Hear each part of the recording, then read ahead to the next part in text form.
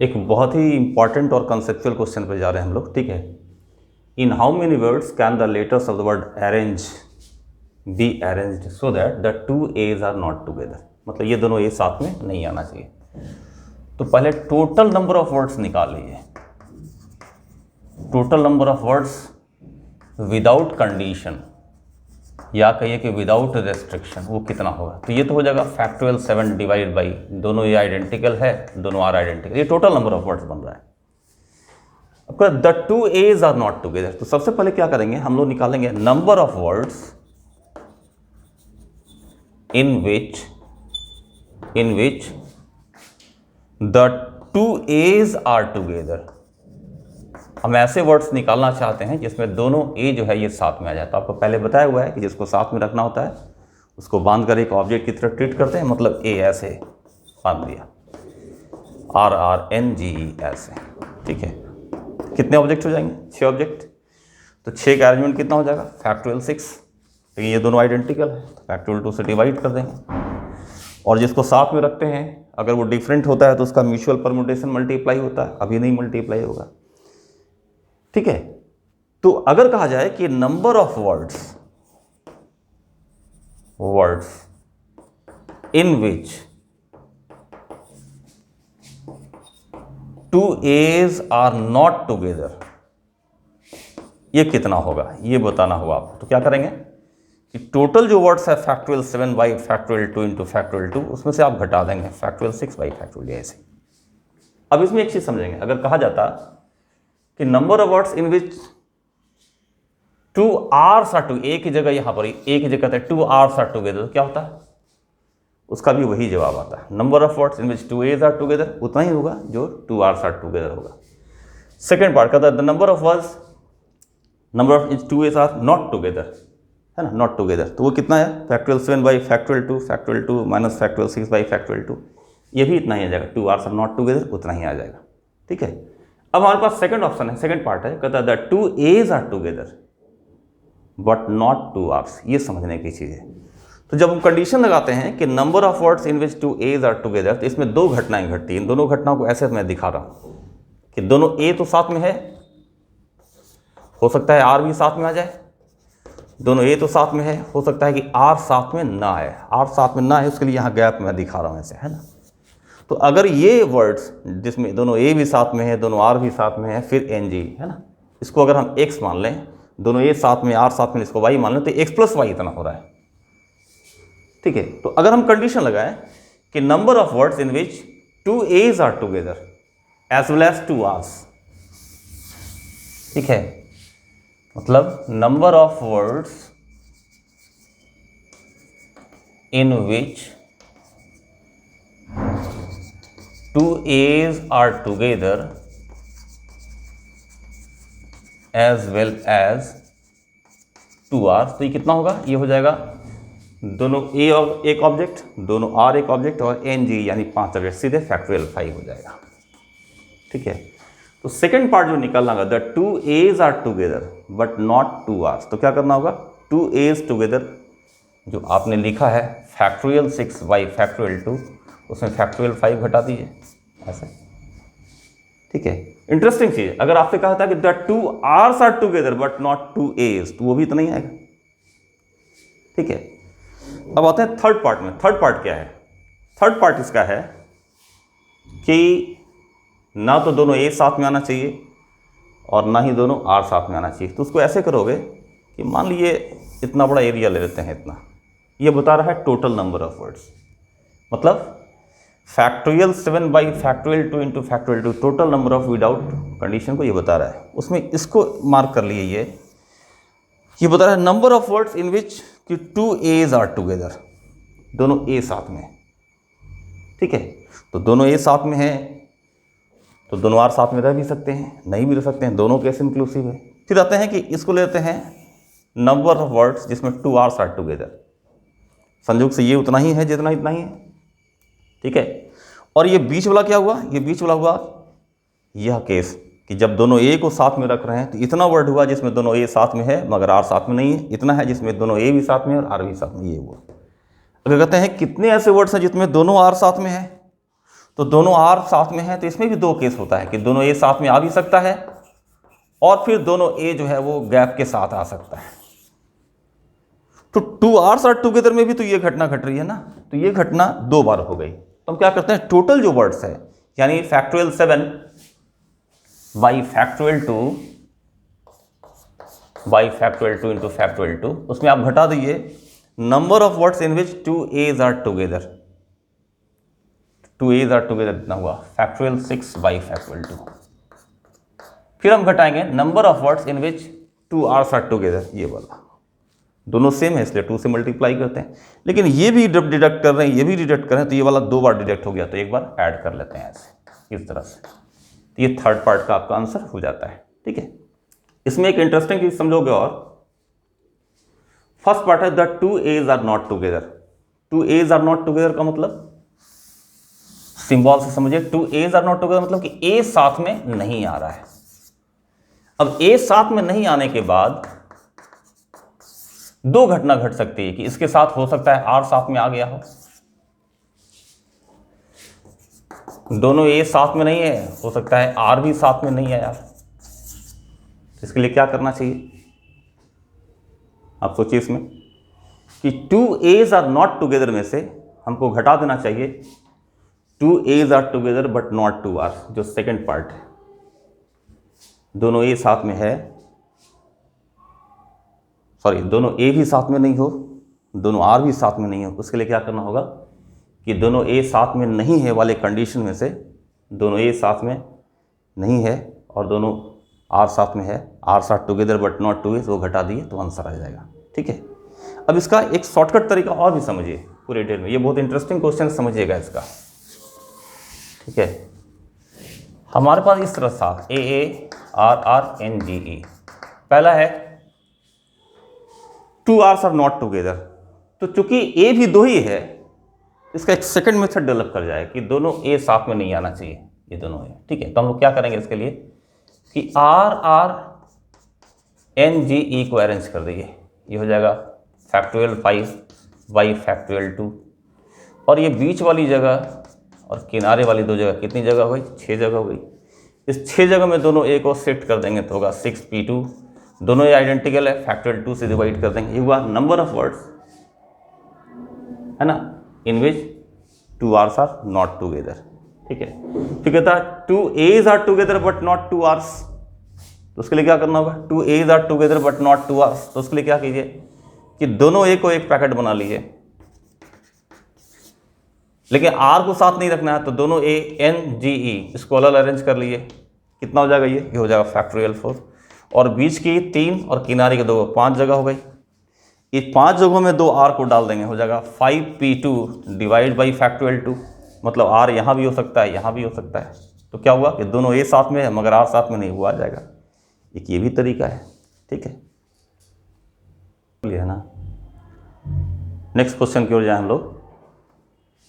Words are formed from first 12 letters of English alphabet, in how many words there are exactly 4 letters between A and B.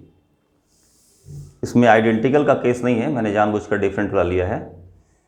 English alphabet में शुरू से जो 12 letters हैं A B C D E F G H I J K L, मतलब ए to L, ये सारे के सारे डिफरेंट लेटर्स हैं। ठीक है ना, तो कहता है उन सारे लेटर्स को अरेंज करके आपको वर्ड बनाना है, लेकिन वर्ड ऐसा होना चाहिए कि ए और बी के बीच में 4 लेटर आ जाए। ठीक है, तो उसको ऐसे समझिए कि अगर ए यहाँ पर लिखते हैं फर्स्ट पोजीशन पे, तो ये 4 का गैप दे के बी को यहाँ रखना होगा। ठीक है, और अगर ए को सेकंड पे रखते हैं तो फिर 1 2 3 4 गैप दे के बी को यहाँ रखना होगा। अगर ए को थर्ड पे रखते हैं तो बी को 8 पे रखना पड़ेगा। इसी तरह अगर बी को हम 12 पे रखते हैं तो 1 2 3 4 गैप पर ए 7 पर आ जाएगा, ऐसे समझ रहे हैं। तो सबसे पहले ये बात समझनी पड़ेगी कि आखिर ये पोजिशनिंग क्या है। देखते हैं कि वेरियस है ना possible positions, various possible positions of A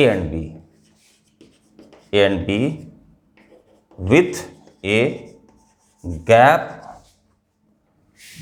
of 4 letters, with a gap of 4 letters between them। क्या होगा, इसको काउंट कर लीजिएगा कि अगर हम ए को पहले पर रख रहे हैं तो बी को रख रहे हैं छठे पर, अगर ए को दूसरे पर रख रहे हैं तो बी को रख रहे थे सातवें पर, है ना। देख लिया आप, ए जब पहले पर था तो बी छठे पर, ए दूसरे पर तो बी सातवें पर, है ना।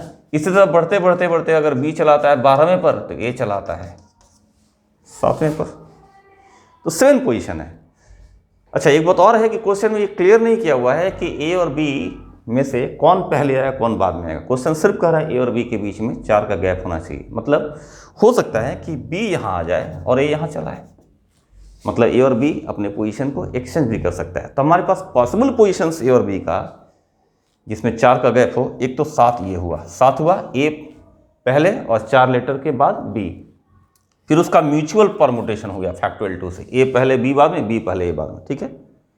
अब क्या है कि जैसे मान ली ए पहली जगह पर है, बी छठी जगह पर, तो 4 में बीच में 4 और किनारे 6, 10 वैकेंसीज हैं और इसमें से 10 लेटर बचते हैं। तो 10 वैकेंसी, अब यहाँ पर कन्फ्यूज़न किसी को होता है सर बीच में अलग किनारे अलग, उससे कोई मतलब नहीं है, टोटल वैकेंसीज आपको देखनी है बस, ठीक है। तो टोटल वैकेंसी कितनी है 10 और लेटर्स कितने हैं 10, तो डायरेक्ट 10 पे 10 ले सकते हैं या फैक्टोरियल 10 ले सकते हैं, तो इसमें डायरेक्ट फैक्टोरियल 10 मल्टीप्लाई कर सकते हैं। कुछ बच्चा लोग कभी कभी ऐसा करता है कि जब ए यहाँ है बी यहाँ है बीच में 4 रखना है, तो सर हम ऐसा करेंगे कि 10 में से किसी 4 को यहाँ अरेंज कर देंगे और जो 6 बच गया उस 6 को इधर अरेंज कर देंगे इंटू फैक्टोरियल 6, वो इतना ही आएगा, ठीक है। आप करके देखिए, कोई फर्क इसमें नहीं पड़ता है। अब इसी से मिलता जुलता एक सवाल है कि अगर ए टू एल न देकर आपको कह दे, एनसीईआरटी में एक ऐसा क्वेश्चन है कि एक वर्ड है परमुटेशंस, पिछले सवाल से देखिएगा क्या भिन्नता है इसमें। 12 लेटर वहाँ भी थे, 12 यहाँ भी हैं, लेकिन इसमें 2 टी आइडेंटिकल हो गया, ये और ये आइडेंटिकल हो गया है, बाकी सारे डिफरेंट है। क्वेश्चन इसमें है कि words are form from all the letters of the word permutations, in how many words there are 4 letters between P and S. तो इसी तरह करेंगे कि पी यहाँ पर तो एस यहाँ पर, अगर पी यहाँ पर तो एस यहाँ पर, ऐसे ही 7 पोजीशन आएगी। फिर एक्सचेंज करेंगे तो फैक्टोरियल 2 का एक्सचेंज भी होगा। लेकिन जब P यहाँ है और S यहाँ है तो P हटाकर और S हटाकर हमारे पास देखिए टोटल 10 लेटर बच रहे हैं, रिमेनिंग 10 वैकेंसी है और 10 वैकेंसी में 10 का अरेंजमेंट कितना होगा फैक्टोरियल 10। लेकिन इस बार 2 T जो है वो आइडेंटिकल हो गया, तो क्या करेंगे फैक्टोरियल 2 से हम लोग डिवाइड कर देंगे, तो इसका आंसर कितना होगा 7 टाइम्स फैक्टोरियल 10, ठीक है। नेक्स्ट क्वेश्चन देखते हैं हम लोग। 4 digit numbers are formed with the digits 1 2 3 4 5 6 7. how many numbers digits are in increasing order और decreasing order? ऑर्डर मेंशन है, इसको समझिएगा, बहुत सिंपल चीज़ है ये। मान लीजिए आपको कहा जाए कि 1 2 3 को अरेंज कीजिए, आप केवल 3 ही नंबर लेते हैं अभी, तो आप जानते हो 1 2 3 1 3 2 2 1 3 2 3 1 3 1 2 3 2 1, ऐसे आप अरेंज करते हैं। यानी 3 नंबर का अगर टोटल परमुटेशन कहा जाए तो फैक्टोरियल 3 आता है। लेकिन इसमें देखो तो इंक्रीजिंग ऑर्डर सिर्फ एक ही है, only this one. Decreasing order केवल एक ही है, ओनली दिस वन। ऐसा क्यों? जैसे ही आप इंक्रीजिंग ऑर्डर रख, जैसे ही किसी 2 एलिमेंट को पोजीशन चेंज करते हो उसकी इंक्रीजिंग ऑर्डर ब्रेक कर जाती है। यहाँ से यहाँ बढ़ा, फिर यहाँ से यहाँ घट गया। डिक्रीजिंग ऑर्डर देखो, यहाँ से यहाँ घटा, फिर यहाँ से यहाँ बढ़ गया। तो जब भी इंक्रीजिंग ऑर्डर कहा गया मतलब 1 के बाद 2 ही आना चाहिए, 2 के बाद 3 आना चाहिए, फिर 1 और 2 का म्यूचुअल एक्सचेंज, 2 और 3 का म्यूचुअल एक्सचेंज नहीं संभव है। अगर 1 2 3 को रहना है इंक्रीजिंग ऑर्डर में तो 1 के बाद ही 2, 2 के बाद ही 3 आना चाहिए, ठीक है। तो इसमें म्यूचुअल जो परमुटेशन है वो खत्म हो जाता है, आइडेंटिकल वाला केस की तरह। मतलब इसमें आप कर ही नहीं सकते, उसमें तो आइडेंटिकल में तो था कि आप करते हैं और कोई डिफरेंस नहीं आता है, लेकिन यहाँ पर है कि आप कर ही नहीं सकते, ठीक है। तो इसको ऐसा समझ लिए कि 4 डिजिट नंबर अगर हम बनाते यहाँ पर तो हम 4 सीट लेते ऐसे, और 4 सीट में हम डायरेक्ट 7p4 लिख देते हैं ऐसे, या लिखते हैं कि पहला 7 तरह से, दूसरा 6 तरह से, तीसरा 5 और चौथा 4, ऐसे मल्टीप्लाई कर देंगे, है ना। 7 6 5 4 हो जाएगा आंसर है सर 7p4।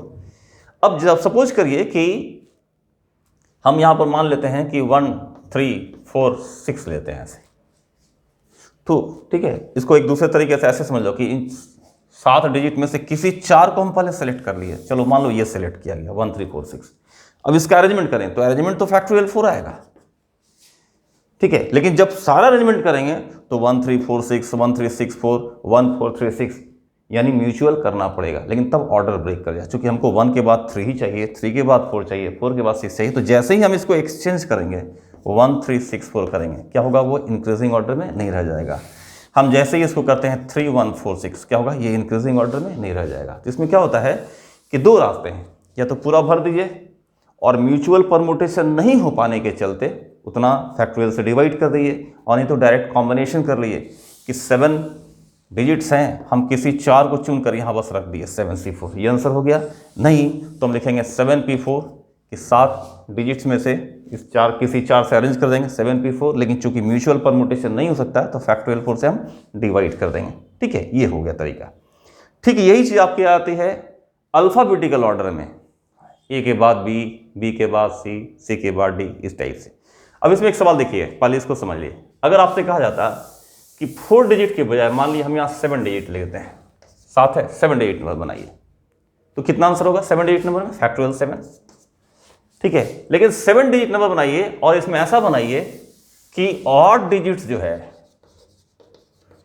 ना, वो इंक्रीजिंग ऑर्डर में हो। ध्यान रखिए, अगर सवाल ऐसा कर दिया जाए how many 7 digit numbers can be form so that odd digits are in increasing order, तो 7 डिजिट का अरेंजमेंट कितना होगा, फैक्टोरियल 7। लेकिन जो ऑड डिजिट्स हैं ये, वो इंक्रीजिंग ऑर्डर में होना चाहिए। मतलब जैसे अगर ये नंबर है तो इस पोजीशन पर 1 के बाद ही 3, 3 के बाद 5, 5 के बाद 7 आना चाहिए। अगर हम इसको चाहें ऐसे लिखना कि 1 2 3 4 7 6 5, तो ये नहीं लिख पाएंगे क्योंकि 7 और 5 जो है ये पोजीशन एक्सचेंज कर गया। अब ये ऑड नंबर इंक्रीजिंग ऑर्डर में नहीं रहा। तो जिसमें आप कंडीशन लगाते हैं कि इंक्रीजिंग ऑर्डर में होना चाहिए या डिक्रीजिंग ऑर्डर में होना चाहिए, उनका म्यूचुअल परमुटेशन खत्म हो जाता है। तो क्या लिखेंगे, फैक्टोरियल 7 डिवाइडेड बाई, क्योंकि ऑड डिजिट्स इंक्रीजिंग ऑर्डर में चाहिए तो इन 4 का म्यूचुअल परमुटेशन खत्म हो जाएगा, इसलिए फैक्टोरियल 4 से डिवाइड कर देंगे। अगर कहता है even digits are in increasing order तो फैक्टोरियल 3 से डिवाइड करते। अगर इंक्रीजिंग की जगह डिक्रीजिंग ऑर्डर कहता है तो भी वही करते, ठीक है। ऐसा ही एक सवाल है, वर्ड में चले जाइए, कहता है कि औरविंद एक वर्ड है and using all the letters of the word Aurvind words are form. देखिए इसमें 4 4 8 लेटर्स, तो कितने वर्ड बनेंगे, फैक्टोरियल 8। इसमें आइडेंटिकल होप कि नहीं होना चाहिए, कोई आइडेंटिकल नहीं, तो फैक्टोरियल 8 बनेंगे। अब इसमें कंडीशन लगा दिया जाए कितने ऐसे वर्ड बनेंगे, 8 letter word, so that vowels are in alphabetical order. Alphabetical order just like increasing order की तरह ही होता है कि ए के बाद ही बी आना चाहिए, बी के बाद ही सी आना चाहिए। तो क्या होगा कि जो अल्फाबेट ये वॉवेल्स हैं ए यू ओ और आई, इनका म्यूचुअल परमुटेशन खत्म हो जाएगा। ए के बाद आपको आई रखना होगा, आई के बाद ओ रखना होगा। पोजीशन कुछ भी हो सकता है, लेकिन ए के बाद ही आई आए, आई के बाद ही ओ आए, ओ के बाद ही ओ आए। तो क्या लिखेंगे, डायरेक्ट लिख देंगे फैक्टोरियल 8 बाई फैक्टोरियल 4, ठीक है, इस तरह से, ठीक है। नेक्स्ट क्वेश्चन है, between 2 junctions there are 12 intermediate stations. मतलब इसको ऐसे समझ लीजिए कि बी और ए 2 स्टेशन हम लोग ले रहे हैं, इसके बीच में 12 इंटरमीडिएट, बीच में है 12 station. In how many ways can a train be made to stop at 4 of this. मान लीजिए कि एक ट्रेन ए और बी के बीच में लॉन्च की जाती है, तो ए से लॉन्च करते हैं और बीच के 12 स्टेशन में किसी 4 जगह स्टॉप करना है उसको। लेकिन स्टॉपेज ऐसा होना चाहिए इफ नो टू हाल्टिंग, मतलब बीच में जो रुक रही है ट्रेनें उसमें कंसेक्यूटिव स्टेशंस पर हाल्टिंग ना हो। ये से no two halting stations are consecutive, ठीक है। तो कई मेथड इसका बनाने का, ठीक है। तो एक तो ऐसे समझिएगा इसमें कि बीच में जो 12 स्टेशन है उसमें 4 पे स्टॉप करता है, तो 8 पे वो नॉन स्टॉपिंग है और टोटल 12 स्टेशन। तो हम लोग क्या करें कि पहले N1, N2, N3 इस तरह से N8, 8 स्टेशन ले रहे हैं जो नॉन स्टॉपिंग, ठीक है। और बीच वाली जगह जो है ये बीच में, और किनारे के 2 एक्सट्रीम, ये जो क्रॉस पोजीशन में है ये 9 पॉसिबिलिटी, इसी में से किसी 4 जगह अगर ट्रेन रुके, चूंकि स्टॉपिंग तो 4 ही है, ठीक है। तो हम लोग क्या करेंगे, ऐसा लिखेंगे कि 9C4 डायरेक्ट 9 पॉसिबिलिटीज है ठीक है। और इसी में से किसी 4 जगह, जैसे मान लिया कि यहाँ ऐसे S1, S2, S3, S4, तो बाकी जो है स्टॉपिंग वो खत्म हो गया। तो कितना हुआ देखिए, तो 1 2 3 4 5 6 7 इस तरह से करके 12 स्टेशन आ जाएंगे, ठीक है। तो कहने का मतलब हुआ कि 4 रुकना है तो 8 नहीं रुकना है, 8 नहीं रुकने वाले को मार्क कर दीजिए स्टेशन। उसके बीच की पॉसिबिलिटी, किनारे की पॉसिबिलिटी 9 है, 9 में से किसी 4 जगह ट्रेन को रोकेंगे, ये एक तरीका हुआ। दूसरा तरीका ऐसे है कि ट्रेन कहाँ नहीं रुकेगी। तो पहली बार ट्रेन अगर जैसे मान लीजिए कि ए से खुलती है, ठीक है, और पहली बार मान लीजिए यहाँ हाल्ट की, तो जहाँ पहली बार हाल्ट की उसका जो नेक्स्ट है, उसका अगला स्टेशन जो है नेक्स्ट टू फर्स्ट, उस पर फिर वो नहीं रुक सकती। उसी तरह दूसरी बार जहाँ रुकी नेक्स्ट टू सेकेंड, वहाँ भी नहीं रुक सकती। उसी तरह नेक्स्ट टू थर्ड पर भी नहीं रुक सकती, और चौथा तो लास्ट ही हाल्ट है, ठीक है। तो आपको एक आर्टिकल बताया गया था कि अगर n ऑब्जेक्ट्स हैं उसमें से r का सिलेक्शन करना हो तो NCR आंसर होता है। लेकिन n ऑब्जेक्ट में से किसी कारण से p ऑब्जेक्ट रिजेक्ट हो गया, किसी भी कारण से p ऑब्जेक्ट रिजेक्ट हो गया और r का सिलेक्शन करना हो तो क्या लिखते हैं, n-p CR। चूंकि p रिजेक्ट हो गया तो बचे में से ही सिलेक्ट करना होगा।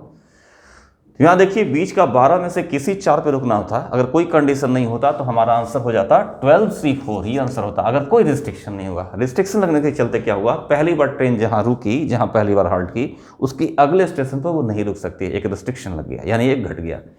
दूसरी बार जहाँ रुकेगी उसका अगला पर भी नहीं रुकेगा, तीसरी बार जहाँ रुकी उसके अगले पर भी नहीं रुकेगा, और चौथे हाल्टिंग के बाद तो सीधे बी पर चलाना है। फोर्थ हाल्ट के बाद तो आगे रुकना भी नहीं है, सीधे बी पर चलाना है ना। तो 3 स्टेशन इनवैलिड हो जाते हैं। कौन, next to first halt, next to second halt, next to third halt. तो इसका मतलब हुआ कि 12 जो स्टेशन था उसमें से 3 एक्सक्लूड हो गए, और बचे जो 9 हैं उसमें किसी 4 पर रुकेंगे। कितना आंसर आ जाएगा, 9C4, ठीक है।